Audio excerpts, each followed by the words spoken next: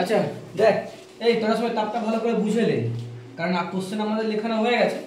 তো চ্যাপ্টারটার মধ্যে কি আছে কয়েকটা টপিক বোঝাতে হবে, যেই টপিকটা খুবই আমাদের জন্য গুরুত্বপূর্ণ। বোঝা গেল? একটা টপিক আছে যেটা আমাদের জন্য খুবই গুরুত্বপূর্ণ। ওই টপিকগুলোর অ্যাকচুয়ালি কি কি আছে সেই জিনিসটা আমাদেরকে বুঝতে হবে, তাই তো? এগোচিরা এদিকে ঘুর বাবা। দেখ, তাপের প্রথমেই আমরা বলেছিলাম যে তাপ কি। তাপ হলো সেই শক্তি যার প্রভাবে আমরা কোনো বস্তুর উষ্ণতার পরিবর্তন করতে পারি, তাই তো? তাহলে তাপ হলো এক প্রকার শক্তি যার দ্বারা আমরা কোনো বস্তুর উষ্ণতা পরিবর্তন করতে পারি। তাহলে তাপ মাপার যে যন্ত্রটা ছিল তাকে কি বলেছিলাম আমরা? ক্যালোরিমিটার। Very good. তারপরে বললাম তাপের একক ছিল, তাই তো? তাপের কি কি একক ছিল? জুল আর ক্যালোরি। জুল এসআই তে আর ক্যালোরি হচ্ছে সিজিএস পদ্ধতি। সিজিএস পদ্ধতি। জুল আর ক্যালোরি। জুল হচ্ছে এসআই আর সিজিএস পদ্ধতিতে ক্যালোরি। Very good. এরপরে আমরা পড়েছিলাম উষ্ণতা, তাই তো? উষ্ণতা হচ্ছে কি? বস্তুর তাপের ফল ছিল, তাই তো? তাহলে উষ্ণতা হলো তাপের ফল, তাই তো? এই উষ্ণতার দ্বারা আমরা কোনো বস্তুর অবস্থার পরিবর্তন করতে পারি। কোনো বস্তুকে যদি বেশি উষ্ণ করা হয় তাহলে বস্তুটা কিসে পরিণত হতে পারে? তরলে পরিণত হতে পারে অথবা বাষ্পে পরিণত হতে পারে। কোনো বস্তু থেকে যদি উষ্ণতা বের করে নেওয়া হয় তখন বস্তুটা কিসে পরিণত হতে পারে? কঠিনে পরিণত হতে পারে। কোনো বস্তুকে যদি তাপ দেয় উষ্ণ হবে। উষ্ণ হলে বস্তুটা কি হবে? হয় তরল হয়ে যাবে অথবা গ্যাসীয়। আর কোনো বস্তু যদি তাপ আমি বের করে নিই তাহলে যেটা তরল ছিল সেটা কি হয়ে যাবে? কঠিন। অ্যাজ ফর এক্সাম্পল জলকে দেখো, তাপ দিলে কি হয়? বাষ্প হয়ে যাচ্ছে। আবার জলকে ফ্রিজে রেখে দাও, ঠান্ডা হয়ে গেলে কি হচ্ছে? বরফ হয়ে যাচ্ছে। হচ্ছে তো? তাহলে এটাই ছিল উষ্ণতা। এবারে উষ্ণতার ব্যাপারটা দেখি বলেছিলাম যে উষ্ণতার ক্ষেত্রে কয়েকটা কথা আমাদের মনে রাখতে হয়েছিল। কি কি কথা মনে রাখতে হয়েছিল উষ্ণতার ক্ষেত্রে? উষ্ণতার একক, উষ্ণতা মাপার যন্ত্র। উষ্ণতার একক কি ছিল? সেলসিয়াস আর ফারেনহাইট। অ্যাকচুয়ালি উষ্ণতা তিনটে হয়। একটা হচ্ছে ডিগ্রি সেলসিয়াস হয়, একটা ডিগ্রি ফারেনহাইট হয়, আর একটা হচ্ছে কেলভিন হয়। আমরা মাধ্যমিকে ওঠার পরে এই কেলভিন ব্যাপারটার সাথে পরিচিত হবো, বা 8, 9 এখানে যে আমরা কেলভিনটাকে পাবো তখন আমরা বুঝতে পারবো যে কেলভিন ব্যাপারটা কি হয়। ঠিক আছে? আপাতত আমরা দুটো জিনিস দেবো, একটা ডিগ্রি সেলসিয়াস, একটা ডিগ্রি ফারেনহাইট। আর উষ্ণতা মাপা যে হচ্ছে সেটা তাহলে ডিগ্রিতে মাপা হচ্ছে, তাই তো? ডিগ্রি সেলসিয়াস অথবা ডিগ্রি ফারেনহাইট। উষ্ণতার যন্ত্রটা কি ছিল? যন্ত্রটা থার্মোমিটার। উষ্ণতা মাপায় কোন যন্ত্রের সাহায্যে? থার্মোমিটারের সাহায্যে। এবার থার্মোমিটারের মধ্যে যে জিনিসটাকে উষ্ণতা মাপার জন্য ব্যবহার করছিলাম সেটা কি ছিল? পারদ ছিল, তাই তো? তাহলে আমরা তাপের চ্যাপ্টারে ফার্স্ট তাপ সম্বন্ধে জানলাম। তাপ কি? তাপের একক, তাপ মাপার যন্ত্র। তারপর উষ্ণতা সম্বন্ধে জানলাম। উষ্ণতা কি? উষ্ণতার একক, উষ্ণতা মাপার যন্ত্র। এবারে যে আমরা থার্মোমিটার পড়ছি, থার্মোমিটার কি পড়ছি আমরা? থার্মোমিটারের যে স্কেল আছে, কি রয়েছে? স্কেল। জানো তো একটা থার্মোমিটার তুমি দেখেছো, দেখবে ডাক্তারি থার্মোমিটার এরকম দেখতে হয় তো? দেখবে এরকম হয় সাইজটা, নাকি? এর মধ্যে স্কেল আঁকা থাকে, নাম্বারিং করা থাকে।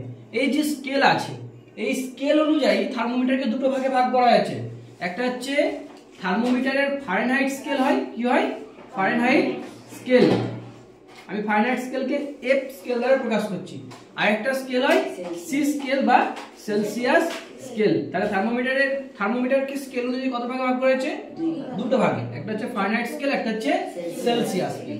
এই যে ফারেনহাইট স্কেলটা রয়েছে, এই ফারেনহাইট স্কেলের দুটো মান রয়েছে, সর্বনিম্ন আর সর্বোচ্চ। মানে কোথা থেকে স্টার্ট হচ্ছে মান, আমরা যে মাপবো তাপটা, তাপমাত্রাটা, সেটা কোথা থেকে স্টার্ট হবে আর কোথায় যে শেষ হবে, একটা তো সীমানা থাকা উচিত। এই যে ফারেনহাইট স্কেল হয়, ফারেনহাইট স্কেলের সর্বনিম্ন আর সর্বোচ্চ আছে। সর্বনিম্ন সব থেকে কম আমরা 32 ডিগ্রি এফ মাপতে পারি, তাই তো? আর সর্বোচ্চ ভেরি গুড 212 ডিগ্রি এফ মাপতে পারি। তাহলে এটা সর্বোচ্চ আর এটা সর্বনিম্ন। এরপর যে হ্যাঁ sorry 32, thank you, 32 degree F. এরপর যে সি স্কেল আছে, সি স্কেলের ক্ষেত্রে সর্বনিম্ন আর সর্বোচ্চ রয়েছে, নাকি? সি স্কেলে সর্বনিম্ন কত হয়? 0 ডিগ্রি। এই সবাই এক সাইডে বস, ওইখানটা তুমি মিডলে বসে যা একটু। আরে বেশি ক্লাস নেই, এই 9 আছে, 10 এর 9 এর দুজন আছে, 10 এর সেখানে বস, ওখানে কেন বস? আচ্ছা এই পেজটাতে বসে যা, পেজটাতে বসে, পেজটাতে বসে, ওইখানটা কি হবে? হয়েছে? দেখো সবাই দেখো, আমরা কিন্তু এই চ্যাপ্টারটা ফুল ডিসকাশন করব। আগের দিন আমাদের কোশ্চেন দেওয়া আছে, আজ কিন্তু চ্যাপ্টারটা আমাদের ডিসকাশন চলছে নাকি। এবারে সেলসিয়াস স্কেলে সর্বনিম্ন তাপমাত্রা কি 0 ডিগ্রি সি আর সর্বোচ্চ 100 ডিগ্রি সি। এইটা ছিল আমাদের সমস্ত শর্ট কোশ্চেনের কার্যকলাপ। এবারে এই যে সেলসিয়াস আর ফারেনহাইট স্কেল লিখেছো, এই দুটোর মধ্যে একটা সম্পর্ক থাকবে ভাই। আমরা কখনো এটা থেকে এটাতে কনভার্ট বা এটা থেকে এটাতে কনভার্ট করতে পারবো। তো এই কনভার্টটা কিভাবে করব নাকি, তুই ওদিকে সরে যা, তাহলে ও ওখানটাতে বসে পড়বে। তাহলে আমরা এবারে আগের দিন জিনিসটা বুঝিয়েছিলাম কিভাবে আমরা কনভার্ট করব, আজকে সেই সূত্রটা শিখব। যদি বলে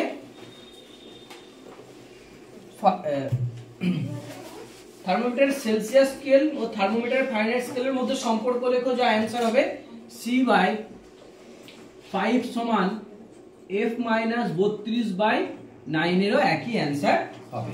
কিভাবে করব আমরা দেখো, আমি টোটাল ব্যাপারটা লিখিয়ে দিয়েছিলাম, লেখাটা মনে রাখলেই হবে। আমি জাস্ট এখানেতে জিনিসটা কোথা থেকে আসছে সেই মূল জিনিসটাকে ক্যালকুলেশন করছি, ঠিক আছে।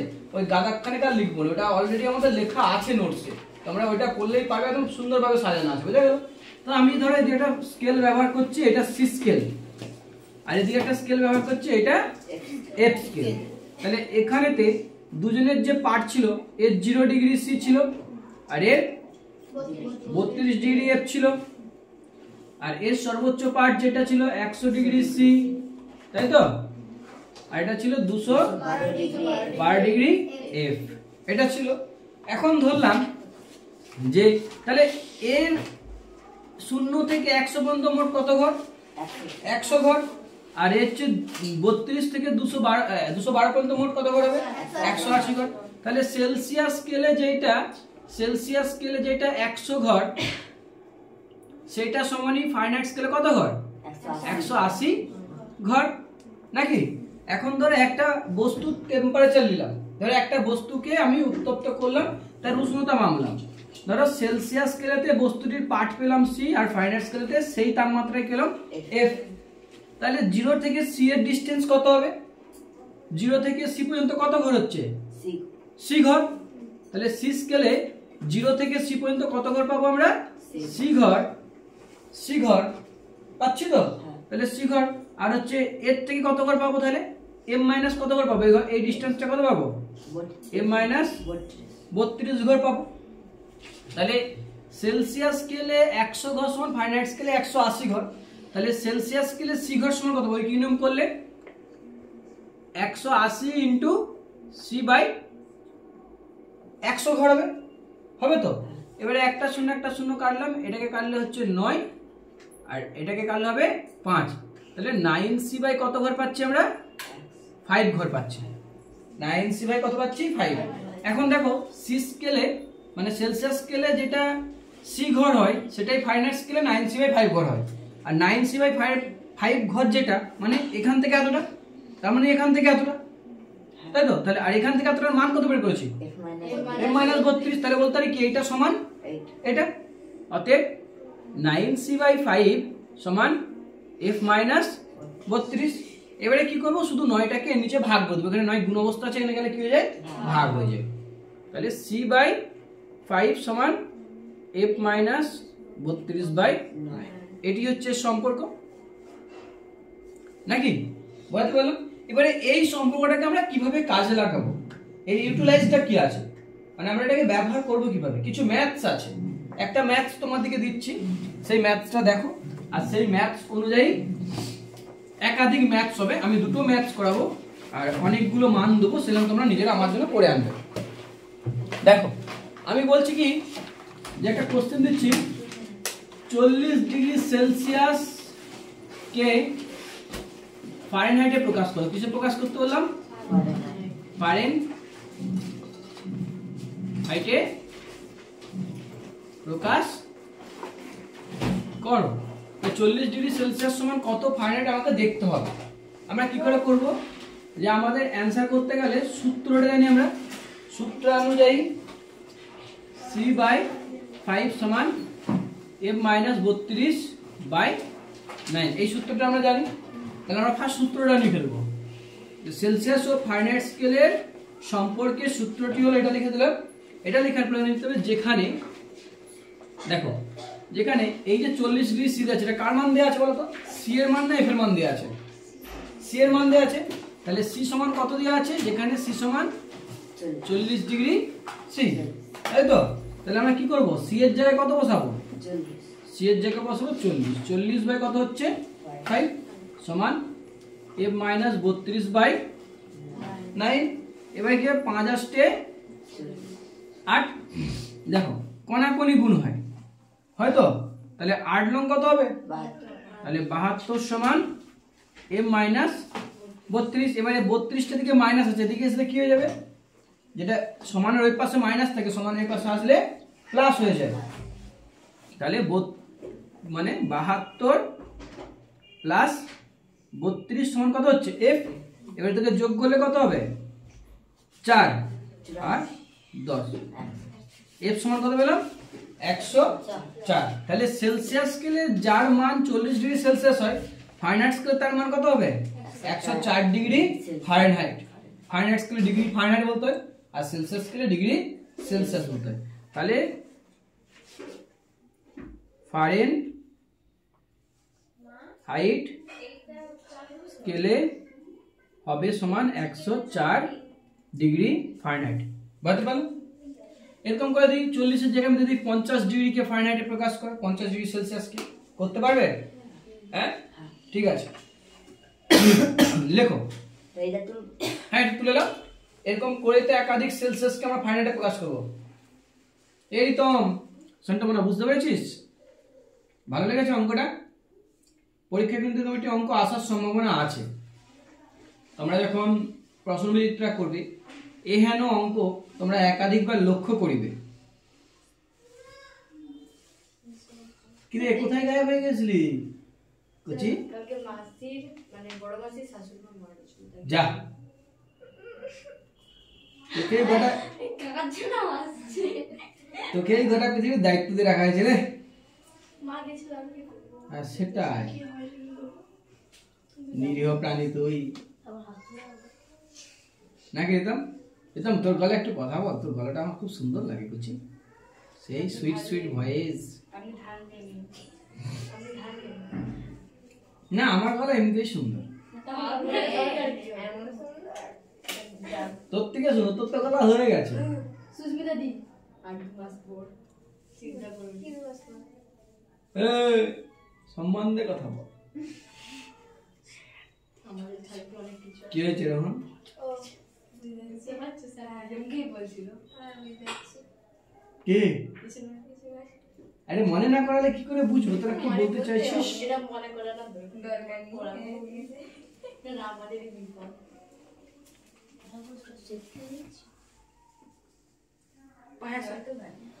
দেখো আমরা তাহলে এই সেম প্রসেস ইউজ করে আমি যদি 40 এর জায়গায় 50 ডিগ্রি দেই, 40 এর জায়গায় 60 ডিগ্রি দেই, 70 ডিগ্রি সি দেই, 80 ডিগ্রি সি দেই, বা 20 ডিগ্রি সি দেই, বা 100 ডিগ্রি সি দেই, 100 ডিগ্রি সি, বা তোমার যদি আমি 25 ডিগ্রি সি দেই বা 35 ডিগ্রি সি দেই, এই এতগুলো মানকে তোমরা বের করতে পারবে না অঙ্ক করে? মানগুলো লিখে নাও, ঘর থেকে আমার জন্য হোম টাস্ক করে আনবে। সেম প্রসেস, শুধু সি এর জায়গায় এই মানগুলোকে পুট করবে, তারপরে যে কাটাকুটির টেকনিক শেখালাম ওই একই অ্যাঙ্গেলেতে কাটাকুটি করতে হবে। প্রথমে উপর নিচে কাটাকুটি হয়ে যাবে, তারপর কোনাকুনি গুণ হয়ে যাবে, তারপর কি করতে হবে? এদিকের বিয়োগটা দিকে এসে যোগ হয়ে যাবে, দিলেই মান বেরিয়ে যাবে। নাকি বগলের ভাই টগল? কি না বুঝতে পারছি না, তোর নাম আমি বাইচুং ভুটিয়া দেবো, কারণ তুই ভালো ফুটবল প্লেয়ার। না স্যার, ওটা তুই বাইচুং ভুটিয়া। আচ্ছা, আচ্ছা, অঙ্কুর অঙ্কুর তাহলে অঙ্কুর তোর মাসির পরে কি লিখছেন? অঙ্কুর মান স্যার ভালো। 20 তাহলে তোর নাম দিয়ে দেই। না স্যার আমার নাম তোর নাম মারাদোনা। কার্তিক কার্তিকের অন্য নাম আছে, কার্তিকের নাম দিয়েছিলাম। তোর নাম মারাদোনা, ওর নাম দোনামা। স্যার ফার্স্টে লিখছে 50, হ্যাঁ তারপরটা 60, 60, তাহলে 70, তারপরটা 80, তারপরটা 20, 100, 25, 35। এত সুন্দর হাতের লেখার পরেও তোরা এইভাবে আমাকে প্রশ্ন করছিস? 125 32 সবই কমা কমা দেওয়া আছে। একটু দিয়ে সরম আপনার আসেনি তো? সাবাস, ভালো লাগছে আমাকে। এবারে আপনার হাত মুখ হাফ দেখা যাচ্ছে? ও ঠিক আছে, আমাকে দেখে কি হবে, আগে বোর্ডটা দেখতে হবে, পড়াটা করতে হবে। এই আচ্ছা কোচিরা, এবারে দেখ, আমাদের তো এটা মুছে দিচ্ছি, ওই কারো কাছ থেকে টুকেলে একটা কোশ্চেন টুকবে 10 ঘন্টা, ছে বুড়া হয়ে যাচ্ছে দিন করে। পরেরটা ভিডিও দেখো, আরে এদিকে দেখ না, আরে আরো অনেক আছে যে। এই এরপরে আমি কি বলছি, আমি সেলসিয়াস থেকে ফারেনহাইট করলাম, তাহলে ফারেনহাইট থেকেও সেলসিয়াস করা হবে। ঠিক আছে, আমরা 104 ডিগ্রি মানটা বের করেছিলাম। 104 ডিগ্রি ফারেনহাইট সমান, 104 ডিগ্রি ফারেনহাইট কে ভাই আলাদা চলে গেছে, ফারেনহাইট কে সেলসিয়াসে প্রকাশ করো। তাহলে আমরা 104 ডিগ্রি ফারেনহাইট কে কিসে প্রকাশ করব? সেলসিয়াসে। কিভাবে প্রকাশ করব? সেম প্রসেস, প্রথমে লিখতে হবে সূত্রটা। কি সূত্র? সূত্রটা কি এমনি লিখে দেবো না কিছু বলে লিখবো? যদি চাও, অনেক স্কুল বলে যে সূত্রটা বলে লিখতে হবে, আর অনেক স্কুল বলে যে না সূত্রটা লিখে দিলেই হবে। বলে নিলে কি হবে, ফারেনহাইটের মানে সেলসিয়াসে ফারেনহাইট, সেলসিয়াস স্কেল ও ফারেনহাইট স্কেলের মধ্যে সম্পর্কটি হলো, কি বলবো, সেলসিয়াস স্কেল ও ফারেনহাইট স্কেলের মধ্যে সম্পর্কটি হলো সমান দিয়ে c/5 সমান f - 32/9, দ্যাটস ইট। এরপরে এই পাশে যেখানে f সমান কত দেওয়া আছে, 104 ডিগ্রি f, তাহলে আমরা কোথায় লিখব 104? এইখানটাতে। তাহলে বা c/5 সমান 104 - 32/9, ক্লিয়ার? এবারে c/5 সমান, এবারে 104 থেকে 32 বিয়োগ করতে হবে, কত হবে? 2 আছে 4 বসবে, 2 দিতে হাতে রইলো, হাতে কানে 1 থাকবে, উপরে তো বড়, আমিও বলবো তাও বলে দিই, বাহ সাবাস। এবার 3 আছে 10 বসবে, 7 দিতে 72, 72 বাই কত হচ্ছে 9, 9 দিয়ে 72 কাটাকুটি করা যায় না, যায়নি? 8 9 72। এবারে c সমান কি হবে, এই দিকে যেটা ভাগ থাকে সমানের পাশে গেলে কি হয়ে যাবে, উল্টে যায়, উল্টা চিহ্ন হয়ে যায়। এইদিকে যোগ থাকলে ওদিকে বিয়োগ, এদিকে বিয়োগ থাকলে ওদিকে যোগ, এদিকে গুণ থাকলে ওদিকে ভাগ, এদিকে ভাগ থাকলে ওদিকে গুণ। তাহলে ব্যাপারটা কি হয়ে যাবে, c সমান 8 × 5, 5 কত হয়ে যাবে? দেখো মান বেরিয়ে গেল, বেরিয়ে গেল।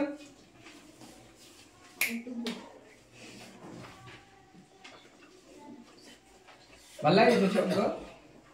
কতটা ভালো লাগছে বল? অনেকটা। তাহলে আমার জন্য বের করার মতো 212 ডিগ্রি f সমান কত হবে? সেলসিয়াস স্কেলে 212 ডিগ্রি f সমান কত হবে? আরে সাবাস, ওইটাই হবে, কিন্তু প্রমাণ করে দেখাতে হবে। আর এটা তো অঙ্কটা হচ্ছিল, স্কেলটা আঁকার সময় তো বললাম 100 মানে 212, তাই এটা হবে, এটা তোমাকে প্রমাণ করতে হবে, তবে তোমার সূত্রটা ঠিকঠাক আছে, করে আনবি। আর 32 ডিগ্রিটা 32 ডিগ্রি, আর কত বললাম, 32 ডিগ্রি f সমান কত হবে সেলসিয়াসে? 212 32। আমরা একটা স্কেল এঁকেছিলাম এরকম করে, বলেছিলাম এইটা 0 হলে এটা 32 হয় একই পার্ট, আর এটা 100 হলে কত হয়, এটা 212।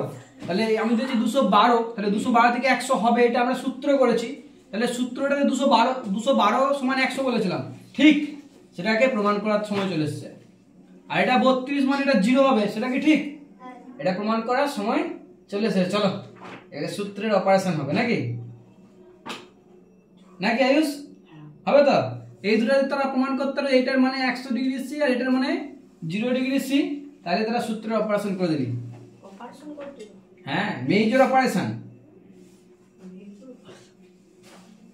মানে 10-5 ঘন্টার অপারেশন, বুঝলো?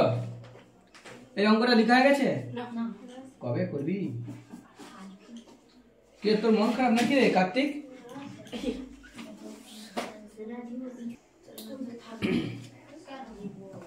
এবারে তাপ সম্পর্কে একটা কথা, কয়েকটা জিনিস জেনে নাও। জলের স্ফুটনাঙ্ক আর জলের হিমাঙ্ক ব্যাপারটা বলেছিলাম, মনে আছে? হিমাঙ্ক মানে যে তাপমাত্রায় জল বরফে পরিণত হয়, তাই তো? কত ডিগ্রি মান বলেছিলাম ওটা? 0 ডিগ্রি সি। হিমাঙ্ক মানে জলটা বরফে পরিণত হচ্ছে, তাহলে কি 0 ডিগ্রি সেলসিয়াস উষ্ণতায় জল কিসে পরিণত হয়? বরফে। আর জল ফুটে বাষ্প হয় কত ডিগ্রি সেলসিয়াস উষ্ণতায়? 100 ডিগ্রি সেলসিয়াস উষ্ণতা। এটা মনে রাখতে হবে।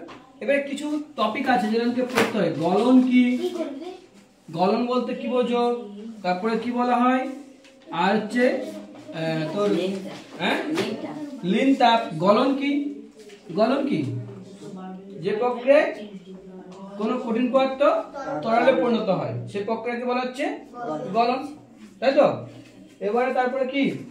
এবারে আমরা পাবো কি কয়েকটা টপিক আছে গলনের পরে কয়েকটা টপিক আছে। দেখো জল আছে, জল কিসে পরিণত হবে? বরফে। কি হবে? বরফ। 1 গ্রাম জল আর 1 গ্রাম বরফ, মনে আছে চক্রটা? যখন 1 গ্রাম বরফকে 1 গ্রাম জলে পরিণত করেছিল কত ক্যালোরি তাপ লাগছিল? প্লাস 80 ক্যালোরি তাপ লাগছিল, মনে আছে? আর জলকে যখন বরফে করছিলাম মাইনাস 80 ক্যালোরি। এই প্রক্রিয়াটা কি ছিল? দেখো কঠিনকে তরল করছিলাম, তাহলে কি হচ্ছিল? এটা গলন। এটা কি হচ্ছিল তখন? যে প্রক্রিয়ায় কঠিন গলে তরল হয় তাকে বলা হয় গলন, আর যে প্রক্রিয়ায় তরল জমে কঠিন হয় তাকে বলা হয় কঠিনী ভবন। কি বলা হয়? কঠিনী ভবন। তাহলে কঠিনী ভবন আর গলন ব্যাপারটা বোঝা গেল। কঠিনী ভবন বলতে কি? কঠিন হওয়া। কঠিনী ভবন মানে কঠিন হওয়া, অর্থাৎ যে প্রক্রিয়ায় কোনো তরল কঠিনে পরিণত হচ্ছে তাকে বলা হচ্ছে কঠিনী ভবন। 1 গ্রাম জল 1 গ্রাম বরফে পরিণত হতে গেলে মাইনাস 80 ক্যালোরি তাপ লাগে। মাইনাস 80 ক্যালোরি মানে ওর ভেতর থেকে 80 ক্যালোরি তাপটা আমাকে বের করে দিতে হবে। আর বরফকে 1 গ্রাম জলে পরিণত করতে গেলে প্লাস 80 ক্যালোরি তাপ দিতে হয়। এটা হচ্ছে প্রক্রিয়া ছিল। আরেকটা প্রক্রিয়া আছে জলের সাথে বাষ্প। কিসের? জলের সাথে বাষ্প। 1 গ্রাম জল 1 গ্রাম বাষ্প। দেখো যদি আমি 1 গ্রাম জলকে বাষ্পে পরিণত করতে যাই তাহলে তাকে তাপ দিতে হবে না তাপ তুলে নিতে হবে? দিতে হবে। কত দিতে হয়? বাহ, ভালোই মুখস্থ করেছি তো। 537 ক্যালোরি। আর যদি বাষ্পকে জলে পরিণত করতে হয় কি করতে হবে? তাপ তাপ বের করতে হবে মাইনাস 537 ক্যালোরি, তাই তো? Very good. এবারে এটা দেখ একটা প্রক্রিয়া আছে, জল থেকে কিছু পরিণত হচ্ছে বাষ্পে, সেটাকে বলা হয় বাষ্পীভবন। কি বলা হয়? বাষ্পীভবন। বাষ্পীভবন। এবারে যেহেতু বাষ্প সেটা তো খোলামেলা থাকছে, আলগা আলগা অণুগুলা, এবারে সে আলগা আলগা অণুগুলোকে এক জায়গায় জড়ো করলে তবে না জলে পরিণত হবে। তাহলে বাষ্প থেকে যখন জল পাচ্ছি সেটাকে কি বলবো আমরা? ঘনীভবন। সাব্বাস, ভেরি গুড আয়ুষ। ঘনীভবন। তাহলে আমরা অনেকগুলো নাম পেলাম। গলন কি, কঠিনী ভবন কি, বাষ্পীভবন কি, ঘনীভবন কি। টপিকগুলো বোঝা যাচ্ছে? এগুলো কিন্তু মুখস্থ করতে হয়নি, শুধু বুঝে নিলে হয়ে যায়। ঘনীভবন মানে বাষ্প থেকে জল, বাষ্পীভবন মানে জল থেকে বাষ্প, বরফ মানে কঠিনী ভবন মানে জল থেকে বরফ, আবার গলন মানে বরফ থেকে জল। টপিকগুলো মনে থাকছে? এই টপিকগুলো খুব কাজে লাগে। এরপরে যে টপিকে আমরা ঢুকবো ইম্পর্টেন্ট টপিক, সেটা হচ্ছে কি? লিন তাপ। সব থেকে ইম্পর্টেন্ট টপিক, যেটা থেকে কোশ্চেন আসার চান্স অনেক বেশি। আর এই যে 4টে মান আছে টেস্ট পেপারে যখন মানে প্রশ্নবিতে যখন তোমরা প্রবেশ করবে, এই 4টে মান দেবে কোনো না কোনো মডেল পেপারে আছে, কোনো না কোনো মডেল পেপারে আছে। বুঝা গেল? দেখো লিন তাপ ব্যাপারটা কি? লিন তাপ ব্যাপারটা কি? সংজ্ঞাটা কি লেখা ছিল আয়ুষ লিন তাপে? বলো আমাকে, লিন তাপ কি? একক ভরে কোনো পদার্থের উষ্ণতার পরিবর্তন না ঘটিয়ে যদি শুধু অবস্থার পরিবর্তন ঘটানো হয়, তখন ওই পদার্থ বাইরে থেকে যে পরিমাণ তাপ গ্রহণ করে বা বর্জন করে তাকে ওই অবস্থার লিন তাপ বলা হয়। মানে কি? দেখো তুমি দেখবে একটা গ্লাসে কিছু পরিমাণে জল নিয়েছো, কিছু পরিমাণে তুমি জল নিয়েছো, ঠিক আছে? ঠান্ডা জল নিয়েছো। কি জল নিয়েছো? দেখবে ওই গ্লাসের চারদিকে একটা একদম ছোট ছোট জলের বিন্দু জমা হয় না, হয়নি? হয়তো দেখবে তুমি তো এইখানে নিচে তো কোনো আগুন টাগুন জ্বেলেছো কি গ্লাসের নিচে জলটাকে গরম করার জন্য? আগুন জ্বালানো তো। তাহলে তুমি উষ্ণতার পরিবর্তন করতে চাইছো নি, উষ্ণতার পরিবর্তন তুমি করছো না, জাস্ট গ্লাসের মধ্যে ঠান্ডা জলটা রেখেছো। তবুও এই গ্লাসের এই সাইডে দেখবে শুকনা ছিল, কেউ গ্লাসটাকে ধয়নি, এমনিটা শুকনা গ্লাসের মধ্যে কিছুটা বরফের জল ঠান্ডা জল রেখে দিয়েছে। কিছুক্ষণ পরে যাবে কি এই জলের যে তাপমাত্রা ছিল ঠান্ডা ছিল, আস্তে আস্তে ঠান্ডাটা কি হয়ে গেছে? গরম হয়ে যাচ্ছে। আর এই দিকেতে দেখবে কি জমছে? জলবিন্দু জ্বলছে, তাহলে এইদিকে যদি গ্লাসের সাইডে জল ছিল না তাহলে জলটা আসলো কোথা থেকে? আর এই জলটাই বা কি করে গরম হয়ে গেল? এই দুটো প্রশ্ন তো আসবে। এই জলটা আমি তো বাইরে থেকে তাপ দিচ্ছি না, তাহলে গরম হলো কি করে? আর এই সাইডে তো আমার জল ছিল না, তাহলে এখানে জলটা জমলো কি করে? এই সাইডে জল ছিল না কিন্তু এই সাইডে তো বাতাস ছিল আমার। বাতাস, একটা গ্লাস আছে মানে এই যে জায়গাটা আমরা বসে আছি এখানে কি আছে ভাই? বাতাস তো আছে। বাতাস থাকলে তাতে কি থাকবে? জলীয় বাষ্প থাকবে। জলীয় বাষ্প মানে কি হয়? জলীয় বাষ্প মানে H2O। H2O তো তিনটে অবস্থা হয়, একটা কঠিন, একটা তরল, একটা গ্যাসীয়। বাতাসে যেটা ভেসে আছে সেটাকে হচ্ছে জলীয় বাষ্প বলা হচ্ছে, তাই তো? বাতাসে জলীয় বাষ্প আছে, চারদিকে কত আছে? জলীয় বাষ্প আছে। এই জলীয় বাষ্পটা কি হচ্ছে? এই যে তরলটা এর গরম হওয়ার জন্য এ কি করতে চাইছে? গরম। গরম বলতে কি, আমার পরিবেশের যে তাপমাত্রা আছে সেই তাপমাত্রায় আসার জন্য ও কি করবে? তাপকে ছাড়বে। তাপ কি করবে? ছাড়বে। তাহলে ওর যে তাপটা ঠান্ডাটা, ও তাপ ছাড়া মানে কি, এ তাপ গ্রহণ করছে। বাতাস বাইরে থেকে কি করছে? তাপটাকে গ্রহণ করছে। তাহলে তাপ গ্রহণ করলে এর যে শীতলতা আছে সেই শীতলতা সাইডে বেড়াবে। সেই শীতলতার প্রকোপে এসে এদের ঘনীভবন করবে। বাষ্পগুলো কি করবে? ঘনীভবন করবে। ঘনীভবন হলে এই বাষ্পগুলা বিন্দু বিন্দু কিসে পরিণত হবে? জলে পরিণত হচ্ছে। তাহলে দেখো এখানে কোশ্চেনটা সংজ্ঞাটা এরকমই ছিল, একক ভরের কোনো পদার্থের উষ্ণতার পরিবর্তন না ঘটে। আমি কিন্তু বাইরে থেকে কোনো উষ্ণতা দেইনি, উষ্ণতার পরিবর্তন ঘটাইনি, না ঘটিয়ে শুধু অবস্থার পরিবর্তন ঘটানো হয়। অবস্থার পরিবর্তন ঘটাচ্ছে, বস্তুটা ঠান্ডা ছিল কিস হয়ে গেল? গরম হয়ে গেল। অবস্থার পরিবর্তন হচ্ছে। এই অবস্থার পরিবর্তনের জন্য বস্তু যে পরিমাণ তাপ গ্রহণ বা বর্জন করে, এই যে এ তো ঠান্ডাটা ছিল তার মানে তাপ গ্রহণ করছে, যে পরিমাণ তাপটা গ্রহণ বা বর্জন করলো সেই পরিমাণ তাপকে কি বলা হচ্ছে? লীন তাপ বলা হয়। তাহলে সংজ্ঞাটা লীন তাপ ব্যাপারটা বোঝা গেল। লীন তাপ মানে কোনো কিছু আমরা পরিবর্তন করবো নি, সেই বস্তুটা তার অবস্থার পরিবর্তনের জন্য বাইরে থেকে কিছুটা তাপ নিতে পারে অথবা বাইরে কিছুটা তাপ ছেড়ে দিতে পারে। যেটা শীতল বস্তু হবে সে বাইরে থেকে তাপ নেবে, যেটা উষ্ণ বস্তু হবে সেটা বাইরে তাপ দেবে, তবে সে পরিবেশের সঙ্গে সামঞ্জস্য বজায় রাখতে পারবে। এটাই সিম্পল টপিক, বলতে পারলাম তোমার দিকে। এবারে হাতে বলেছিলাম হাতে স্পিড ঢাললে ঠান্ডা লাগে কেন? তুমি হাতে স্পিড ঢেলেছিলে, হাতের স্পিডটা ঢাললে স্পিডটা কি ছিল? তখন তরল ছিল। কি ছিল? তরল, লিকুইড ছিল। পরে ওই স্পিডটা কি হবে? বাষ্প হয়ে যাচ্ছে। তাহলে স্পিরিট তরল থেকে বাষ্প হচ্ছে মানে কি? বাষ্পীভবন হবে, মানে তাকে কি করতে হবে? তাপ নিতে হবে। তরল থেকে যদি বাষ্প হতে হয় আমাকে তাপ লাগে তো, প্লাস আছে তো, তাহলে আমাকে তাপ নিতে হবে। সেই তাপটা সে পাবে কোথার থেকে? সেই তাপটা সে আমার হাতের যে চেটোতে যেখানে ঢালা ছিল সেখান থেকে আর বাতাস থেকে নেবে। ফলে ওই জায়গার তার তাপমাত্রাটা কি হবে? সাময়িকভাবে কমে যাবে। আর এই জায়গার তাপমাত্রাটা কি থাকবে? বেশি থাকবে। এই জায়গার তাপমাত্রা কমে যাচ্ছে আর এই জায়গার তাপমাত্রা বেশি আছে, ফলে এই জায়গাটা কি লাগবে? একটা ঠান্ডা অনুভূতি হবে না? এখানে তাপ কম, এখানে তাপ বেশি, তাহলে এখানটায় গরম থাকবে, এখানটা কি থাকবে? ঠান্ডা। ওই জন্য একটা ঠান্ডা অনুভূত হয়। হাতে স্পিড ঢাললে হাতে কি অনুভূত হয়? ঠান্ডা। কেন অনুভূত হয় বোঝা গেল? মাটির কলসির জল ঠান্ডা থাকে কেন? দেখো যখন কোনো মাটির কলসিতে আমার জল রাখা আছে, মাটির কলসি যখন জল রাখা আছে, ঠিক আছে, মাটির কলসির থেকে কি হয়? বিন্দু বিন্দু জল এই ফুটো দিয়ে আস্তে আস্তে বাইরে আসে, ঠিক আছে।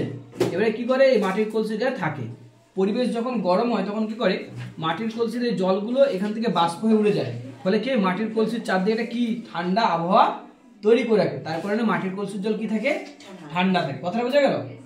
যখন পরিবেশের তাপমাত্রা খুব হট, খুব হাই থাকছে তখন কি হয়? মাটির কলসির যে ছোট ছোট ফুট ছিদ্র থাকে, মাটির কলসি মানে ছোট ছোট ছিদ্র থাকবে, সেই ছিদ্র পথে জলের কণা হালকা হালকা করে বেরিয়ে আসছে, এসে কি করে? এর পাশে তাপ আছে, সেই তাপটাকে শোষণ করে কিসে পরিণত যাচ্ছে?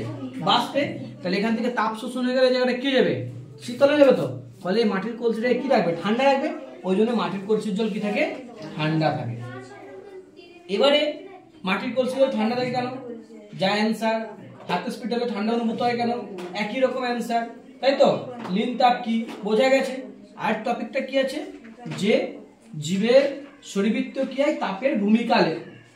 জীবের শরীরবৃত্তীয় ক্রিয়ায় তাপের ভূমিকা লেখো। তাপ জীবের শরীরবৃত্তীয় ক্রিয়াকে নিয়ন্ত্রণ করে। কারণ কি? আমাদের জীবনটাতে তাপের প্রভাব অনস্বীকার্য। তাপ ছাড়া আমরা অনেক কিছু কাজ করতে পারবো না। তাপ ছাড়া জীবেদের অনেক অনেক প্রবলেম হবে। যে ধরো একটা শীত প্রধান দেশে একটা কুকুর থাকে, সেই কুকুরটাকে তাপটাকে ধরে রাখতে হবে। সেই তাপটাকে ধরে রাখার জন্য তাদের গায়ে লোমগুলো কি করতে হবে? বড়। তার নির্দিষ্ট তাপমাত্রা তার শরীরে না থাকলে কি হবে? সে মারা যাবে। সেই তাপমাত্রাটাকে আনার জন্য সেই কুকুরটার দেহটাকে তেমন করে তৈরি করা হয়েছে।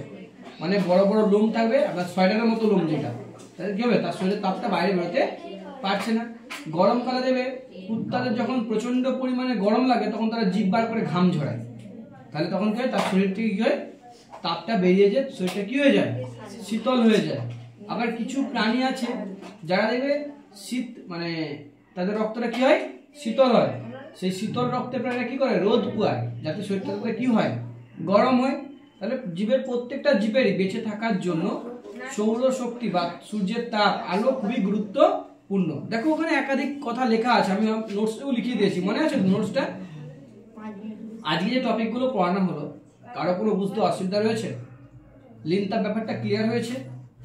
আচ্ছা, C/F এর যে রিলেশনশিপটা দিলাম, C/5 = m - 32/9, সেখান থেকে কি ধরনের ম্যাথমেটিক্স হতে পারে ব্যাপারটা বোঝা গেছে? আর কোনো অসুবিধা কারো? Thank you. এবারে কিন্তু নেক্সট ডে পরীক্ষা হবে নাকি আয়ুষ?